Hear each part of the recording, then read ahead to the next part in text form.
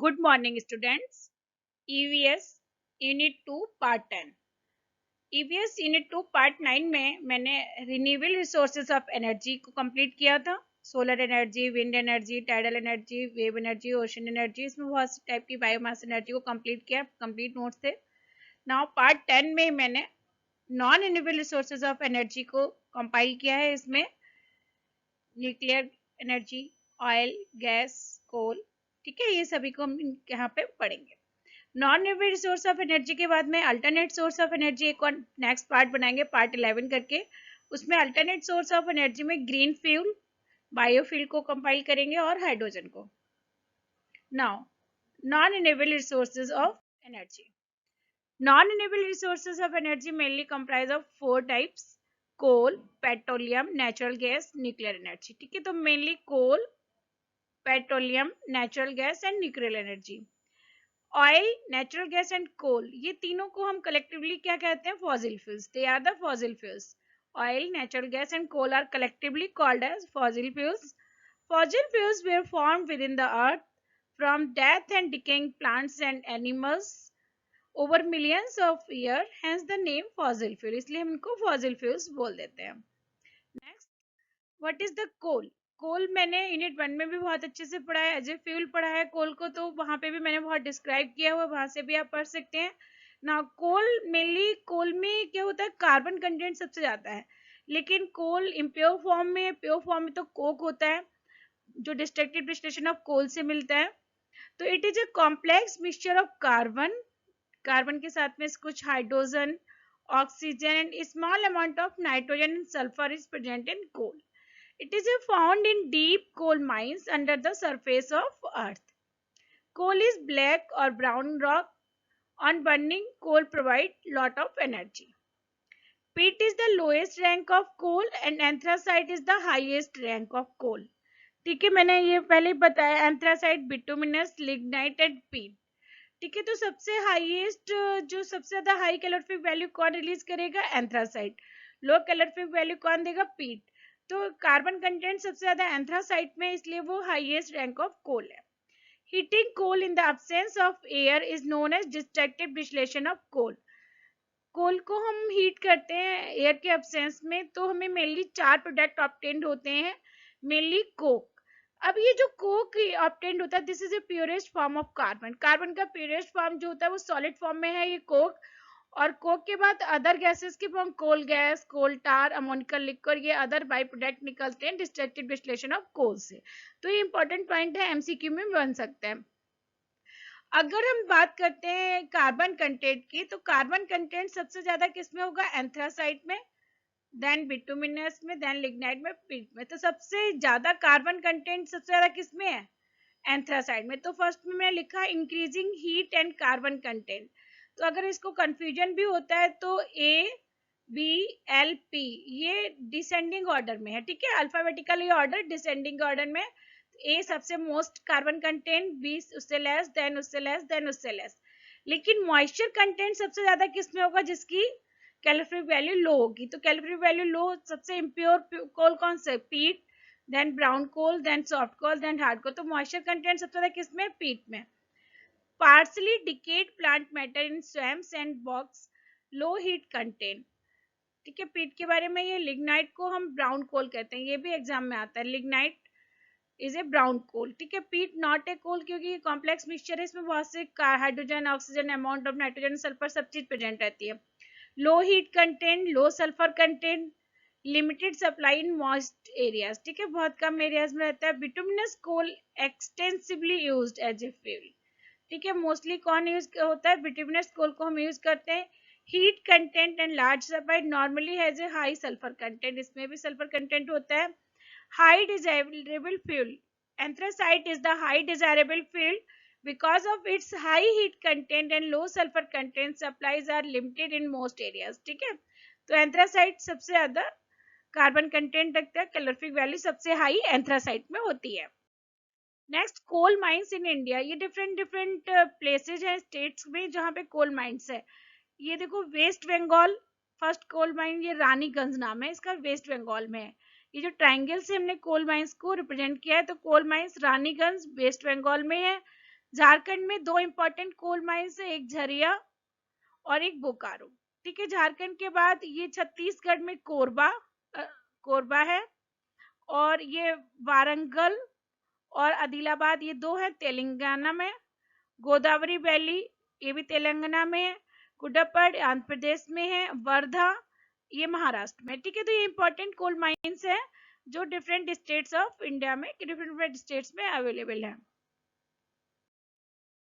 Now petroleum, Petra means rock and oleum means oil. ठीक है, तो रॉक पेट्रोलियम मेनली क्या होता है, रॉक ऑयल होता है। Petrol means also fossil fuels type में ही है, it is also called a crude oil. ठीक है, पेट्रोलियम को हम क्या कहते हैं, क्रूड ऑयल, क्योंकि पेट्रोलियम में क्या है, बहुत से फ्रैक्शन ऑफ पेट्रोलियम जब हम निकालेंगे तो उसमें बहुत से मिक्सचर्स निकलते हैं, तो पेट्रोलियम क्या है, क्रूड ऑयल है। क्रूड मीन्स इम्प्योर, उसमें बहुत से रेजिड्यूज भी प्रेजेंट होते हैं। Petroleum is a naturally occurring material in the earth, composed predominantly of chemical compounds of carbon and hydrogen, mainly carbon and hydrogen से बना होता है, without the non metallic elements such as sulfur, nitrogen and oxygen भी present रहते हैं, कुछ में किसी में नहीं होते हैं। most of the world oil is still deep under the ground, we drill through the earth to assess the oil। ठीक है, हम उसको ड्रिल करके ऊपर निकाल लेते हैं। The Indian petroleum refining sector has come a long way since crude oil was discovered, and the first refinery was set up at the Digboi in 1901। ठीक है, डिगबोई आसाम में है, तो फर्स्ट जो ऑयल रिफाइनरी बना था वो डिगबोई में था। Till 1947 that was the only refinery. ठीक है, 1947 तक ही ये डिगबोई रिफाइनरी रहा। Capacity is the 0.50 million metric tons per annum। The present Mumbai refinery of HPCL Hindustan Petroleum Corporation Limited was the first modern refinery to be set up other after independence in 1954। ठीक है, 1954 के बाद HPCL भी आया, which was followed by setting up a refinery by other oil majors like Burma Shell and Caltex in Mumbai, BPCL, and Visakhapatnam, HPCL। Since then, refineries were established by the government, कुछ private sector and कुछ joint venture से refineries को convey किया।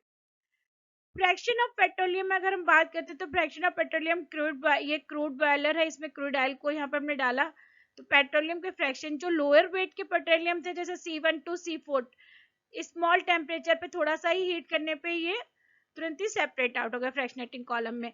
तो जब उसके बाद 70 degree पर हो गए ये, C1 से C9 तक नेफ्था है, C5 टू C10 तक गैसोलीन, 120 डिग्री टेम्परेचर, 170 पे C14 to C620 diesel, C20 to C10 to 16 kerosene, 270 temperature lubricants and heavy fuel oil 600 degree centigrade पर। C70 एवं बिटुमिनस एस्फाल्ट वगैरह जो रोड बनाने में काम आता है एस्फाल्ट, तो वो सब C70 एंड एवं टेम्परेचर पे आता है।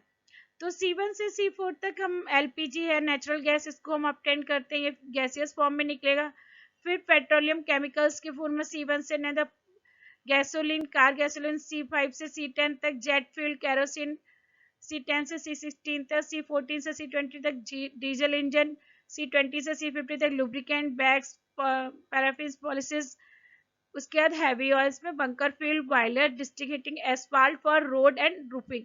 ये बहुत ज्यादा पूछते हैं, एस्फाल्ट का जो है ना रोड बनाने में बहुत यूजफुल रहता है।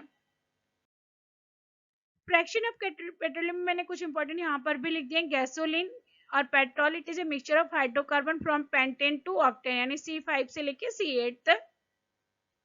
It is highly volatile and inflammable. It is used as a fuel for internal combustion engine. It is a calorific value is 11,250 calorie per gram. Diesel oil is a mixture of higher hydrocarbon C15 to C18. Pentane का मतलब C5। ठीक है, octane का मतलब C8।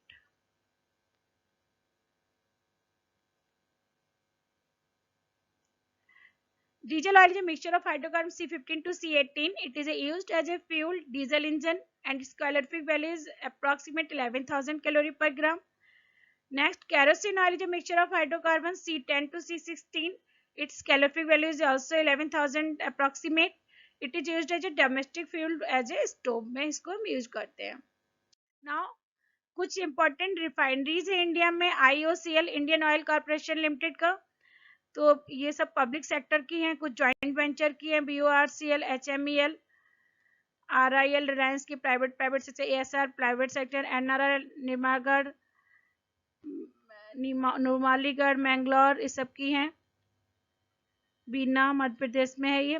तो इसके इसके नाम भी दिए हैं, IOCL Guwahati Assam, IOCL Indian oil corporation limited Barauni Bihar में है, कोयली गुजरात, हल्दिया वेस्ट बंगाल, मथुरा उत्तर प्रदेश में मथुरा रिफाइनरी IOCL की है, डिगबोई आसाम में फर्स्ट रिफाइनरी, पानीपत में हरियाणा में IOCL की रिफाइनरी है,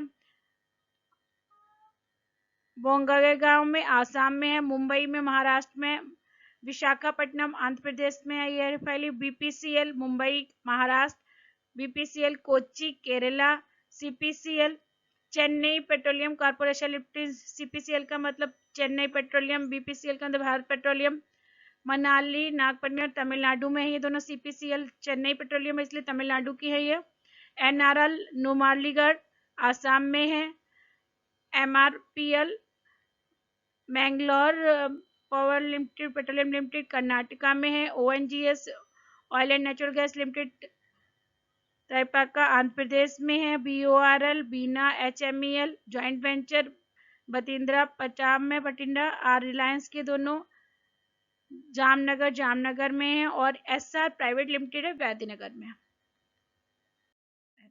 Now natural gas. Natural gas, it is obtained from well dug in the oil bearing regions. It is mainly composed of methane, सम थोड़ा सा इथेन भी हो गया एंड अदर हाइड्रोकार्बन्स भी होते हैं मेनली, लेकिन मेनली मीथेन होता है। It is also called marsh gas, इसको मार्स गैस, डैम्प फायर भी बोलते हैं। It mainly consist of methane about 88%. It is also domestic and industrial fuel because of its high calorific value. It is used as a industrial fuel also. Compressed natural gas क्या होता है कि जब natural gas को compress कर देंगे एक particular pressure पर टेम्परेचर, तो उसको कंप्रेस्ड नेचुरल गैस बोलते हैं। Compressed natural gas compressed at very high pressure of about 1000 atmospheric pressure पर हम इसको कंप्रेस कर देंगे, then it is called as compressed natural gas. The calorific value of compressed natural gas is now 31,400 से लेके 37,700 kilo joule per metre cube हो जाती है। The case of CNG as a fuel for automobiles has reduced pollution in urban cities. ठीक है, urban cities में ये इसको हम as a vehicle fuel use करते हैं तो पॉल्यूशन नहीं होता है। It undergoes complex combustion in CNG engines, so there is a nil possibility of release of carbon monoxide in the atmosphere. CNG is the much safer fuel with lower operating cost. ठीक है, operating cost भी इसकी बहुत कम होती है, तो CNG is a safer fuel and they have the lower operating cost. Natural gas is relatively inexpensive to extract and as a cleaner fossil fuels. ठीक है, when natural gas is burned, it only release carbon dioxide and water vapors. No other gases, harmful gases will released. Natural gas mainly कैसी होती है? Colorless, highly flammable, gaseous hydrocarbon consisting mainly of methane and small amount में ethane also. It is a type of petroleum ही है एक, that commonly occurs in association with crude oil. तो इसीलिए crude oil के जब हमने फर्स्ट फ्रैक्शनेटिंग किया तो उसमें नेचुरल गैस और लिक्विफाइड पेट्रोलियम गैस ही निकलते हैं। अब fossil fuels natural gas is used for electricity generation, heating, cooking and a fuel for a certain vehicles. At a very low temperature, it is very important. At a very low temperature, natural gas can be converted to liquefied natural gas. ठीक है, तो हम compressed natural gas भी बोलते हैं, इसी तरह हम लिक्विफाइड नेचुरल गैस भी बोलते हैं अगर टेम्परेचर उसका लो कर देंगे तो। This highly inflammable liquid can be shipped to other countries in refrigerator tanker ships. The production and consumption demand of natural gas has been rising in India for both industrial as well as domestic use. After the gas is processed, is pipe of compressed into cylinder for use of consumers. ठीक है, तो cylinders में हम इसको इधर से उधर transport कर देते हैं। Natural gas is relatively clean fuel, इसके यूजेस है। Once readily to produce large amount of heat, that is why natural gas is used as the main fuel for domestic as well as industrial purpose. ठीक है, बहुत amount में heat नहीं release होती है। It is used as a fuel in thermal power plants for generating electricity and a feedstock for manufacturing of fertilizers. Compressed natural gas is being increasingly used as a fuel in transport vehicles, buses, trucks and cars. CNG is a good alternative to petrol and diesel because it causes less pollution. These days in Delhi and some other cities, aging since this use of CNG as an alternative fuel of automobiles has started, air pollution level has decreased perceptibly. जैसे जैसे CNG को हम increase कर रहे हैं as a vehicle fuel के लिए, वैसे वैसे पॉल्यूशन भी डिक्रीज हो रहा है. Natural gas is used as a source of hydrogen gas needed in fertilizers industry में भी इसको यूज करते हैं. When natural gas is heated strongly, the methane present in it decomposes to form carbon and hydrogen. This hydrogen gas is combined with nitrogen gas to manufacturing of ammonia. इस तरह ये fertilizers बनाने में भी काम आते हैं. Reaction of ammonia with acid forms ammonium salt. These ammonium salt are used as fertilizers. ठीक है, तो ये chemical fertilizers को बनाने में भी useful होती है. Natural gas is used as a source of carbon used in industry. When natural gas is strongly heated, then methane gets decomposed from carbon and hydrogen में भी decompose हो जाती है. Advantages of natural gas. Natural gas is a cleaner, clear and environmental friendly. Used directly for cooking purpose in home. It can be supplied directly to the homes and factories through a network of underground pipelines, thus eliminate the need of additional storage and transport. Natural gas burns with smokeless flame on burning, does not produce any poisonous gas or pollute the environment. ठीक है, so it is a environment and eco-friendly gas. Natural gas consumption industry में 43%, residential में 22%, electrical utility में 18%, commercial में 14% and transportation में 3%. Now nuclear energy. Nuclear energy is a popular way of generating electricity around the world. Nuclear power plants do not pollute the air or emit greenhouse gases. ठीक है, they can be built in rural or urban areas and do not destroy the environment around them. However, nuclear energy is difficult to harvest, but it is difficult to harvest because nuclear power plants are very complicated to build and run. Many communities do not have the scientists and engineers to develop a safe and reliable nuclear energy programs. ठीक है, तो इसलिए safe and reliable energy के लिए हमें scientist and engineers भी good quality के चाहिए. Nuclear energy comes from splitting atoms in an reactor to heat water into steam, turn a turbine and generate electricity. 94 nuclear reactors in 28 states generate about 20% of the nation's electricity. ठीक है, तो India में approximate 20% electricity nuclear power plants है जो 28 states में available है. All without carbon emission because reactors use uranium, not fossil fuels. तो इसमें यहाँ पे कोई भी कार्बन इमिशन नहीं होगा, ग्रीन हाउस गैसेस का इमिशन नहीं होता है, क्योंकि इनको क्या चाहिए होता है, यूरेनियम को, रेडियोएक्टिव मटेरियल को यूज करते हैं as a fuel. Nuclear energy is easily considered another non renewable energy resource. although nuclear energy itself is a renewable resource. ठीक है, जबकि न्यूक्लियर एनर्जी क्या है, रिन्यूएबल एनर्जी रिसोर्स है, लेकिन ये कंसिडर नॉन रिन्यूएबल में होता है क्योंकि न्यूक्लियर एनर्जी के लिए जो फ्यूल हम न्यूक्लियर पावर प्लांट में यूज करते हैं दैट इज नॉन रिन्यूएबल. वो मिनरल रिसोर्स का, मिनरल रिसोर्सेज नॉन रिन्यूएबल होते हैं, यूरेनियम है. ठीक है, the material most often used in the nuclear power plant is the element uranium. Although uranium is found in rocks all over the world, nuclear power plants usually use a very rare type of uranium, uranium-235. Uranium is a non-renewable resource, so it is considered as a non-renewable energy resource. Nuclear energy mainly क्या होती है, इसमें nuclear fission और fusion होता है, दो type की reaction होती है. The material most often used in nuclear power plants is the uranium-235.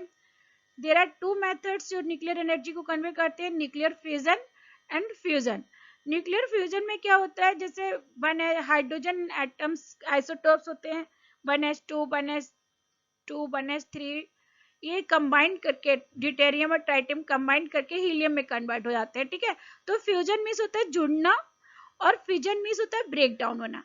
तो न्यूक्लियर फिजन में क्या होता है, molecule, bigger molecule break down होता है in the bombarding of the neutron. Neutrons की बॉम्बार्डिंग होगी, जैसे ये यूरेनियम एलिमेंट्स है, यूरेनियम पे न्यूट्रॉन ने बॉम्बार्डिंग की तो यूरेनियम ब्रेक डाउन होगा दो एलिमेंट में, बैरियम में और क्रिप्टॉन में.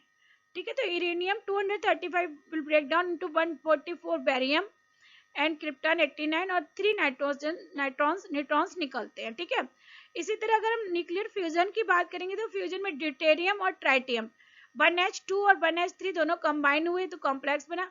कंपाइल होने के बाद न्यूट्रॉन्स हीलियम ये एलिमेंट में चेंज हो गए, 2He4 में चेंज हो गया, ठीक है बेटा। तो nuclear fusion is the nucleus of heavy atom namely uranium or plutonium breaks apart into smaller fragments and releasing enormous amount of energy called as nuclear fission. Nuclear fusion in this process, small nucleus like of isotopes of hydrogen, namely deuterium, tritium combines are fused together and form heavier nuclei just like helium atom, releasing vast amount of energy. Nuclear energy, the study of nuclear fusion is important because energy changes involved are many millions times greater than in chemical fuse. It is very important. इसमें जो energy change होता है वो बहुत time अधिक है chemical fuse से, इसीलिए ये vast source of energy है. The source of energy in nuclear fission and fusion दोनों type की reaction ही होती है. Merits of nuclear energy के main merits क्या है? Less fuel requirement. 1 ton of uranium produce more energy than it is produced by several million tons of coal. ठीक है, या several million tons of oil. तो उससे एक टन में बहुत ज्यादा अमाउंट में एनर्जी रिलीज होगी. Less pollution. Well operated nuclear power plants do not release any contaminants into the environment as combustion is not done. CO2, SO gas and nitrogen oxide are released. Economical cost of fuel is much smaller percentage of the total cost and operating cost is about the same as coal based thermal power plants. ठीक है, जितना coal based thermal power plants के पास economical cost होगा वैसे इसका है. Generation of power is less susceptible to price fluctuation. One fuel pellet about of size of pencil eraser produce the same energy about 1 ton of coal. तो थोड़ा सा ही uranium बहुत ज्यादा एनर्जी दे देता है. Employment energy generation from nuclear power plants create high paying skill job. ठीक है, employment भी क्रिएट होगा. Reliable nuclear power plants have very high capacity factors. Presently 12% to 18% of world electricity generated through nuclear energy. The benefits of nuclear energy extend far beyond carbon free electricity too. ठीक है, तो क्योंकि इसमें कोई भी carbon का हम source use नहीं करते हैं जब रिएक्शन के लिए, तो ये कार्बन फ्री इलेक्ट्रिसिटी जनरेट होती है. Now demerits of nuclear energy. Large initial cost to develop a single nuclear power plant. एक न्यूक्लियर पावर प्लांट के लिए बहुत ज्यादा कॉस्ट चाहिए होती है. About 15 to 20 years are required along with expenditure of huge amount of money. ठीक है, तो एक प्लांट को लगने में भी 15 to 20 years भी चाहिए और बहुत ज्यादा अमाउंट में कॉस्ट भी चाहिए. The nuclear reaction will work only as long as uranium is available. तो जो न्यूक्लियर रिएक्शन के लिए हमें जो फ्यूल चाहिए दैट इज यूरेनियम अवेलेबल होगा तभी न्यूक्लियर रिएक्टर वर्क करेगा. डेंजरस वेस्ट जो जनरेट होंगे वो डेंजरस है. The waste produced after fission reaction of uranium consists mainly of unstable radioactive elements. ठीक है, तो unstable radioactive elements है वो एज एफ्लुएंट्स करके उस एरिया के सॉइल में, उस एरिया के वाटर में मर्ज हो जाएंगे. It is a very dangerous to the human health and environment for thousands of year. It needs professional handling and careful storage isolated from the living environment. ठीक है, तो इसको बहुत जरूरी है इसको हैंडलिंग करना. Nuclear energy also produce radioactive materials. Radioactive waste can be extremely toxic, causing burns and increasing the risk of cancer, blood disease and bone disease, and among people are also exposed to it. ठीक है, तो उससे people को बहुत ज़्यादा health hazards हो जाते हैं. Mainly location of radioactive minerals ore in India monazite. That is the main source of thorium. It is found in commercial quantities on the Travancore coast between Kanyakumari and Quilcon. उसमें ये available रहेगा. भाई यूरेनाइट और uranium का main ओर है pitch blend U3O8 जिसे बोलते हैं. Mineral of uranium is found in Gaya, Ajmer and Nellore. Case study Jaitapur nuclear power project in India जो अभी रनिंग में है, बनना है अभी मोस्टली, उस पर बहुत ज्यादा बार बार कुछ ना कुछ हो जाता है. Jaitapur nuclear power project India है 20 nuclear reactors in operating generating 4780 megawatt nuclear power as of 2010 में प्लांट लगा हुआ था. अभी 2019 में भी रनिंग में इसमें बहुत ज़्यादा वो चल रहा था. Position on the plains of Jaitapur 420 kilometre of south a 6 reactor nuclear power complex is planned. It would be one of the world largest nuclear power complex. ठीक है, तो ये वर्ल्ड का सबसे बड़ा न्यूक्लियर पावर कॉम्प्लेक्स होगा जब ये कंप्लीटली रन करेगा. In the wake of Japan's Fukushima nuclear accident, जो न्यूक्लियर एक्सीडेंट हुआ था जापान में, environmentalists and fishermen, local farmers have been protesting over this project. तो इस प्रोजेक्ट को नहीं लगाने दे रहे हैं और अपोज कर रहे हैं. This is because of the following main reason. To build the reactors, 931 hectares of harmful farmland will be needed. This land is now home to 10,000 people. Their main orchards, rice fields and cashew trees. ठीक है, तो वहाँ के farmers इसको affected हो जाएंगे इससे. Livelihood of fisherman in the region will be taken away. Fisherman की भी जो लाइफ स्किल है, मतलब वहाँ पे जो जी रहे हैं वो उनका भी स्टैंडर्ड खराब हो जाएगा. Marine life will be adversely affected through the release of wastewater from the plain into the sea. ठीक है, मेराइन लाइफ भी डिस्टर्ब होगी. The survival of the fisherman and local farmers will be very difficult. ठीक है, तो वहाँ के area में जो फिशरमैन है, लोकल फार्मर्स, उनका भी सर्वाइवल डिफिकल्ट हो जाएगा. Next topic is the alternative source of energy, that is green fuel, also called as biofuel. बच्चों प्लीज वीडियो को देखते रहना. लास्ट में मैं एमसीक्यू बनाऊंगी, यूनिट 1, 2, 3, 4 सभी के MCQ chapter wise, topic wise generate करूंगी. Thank you, good luck, take care. Video को देखते रहना, सब्सक्राइब करना, लाइक करना और कमेंट जरूर करना. थैंक यू बच्चों.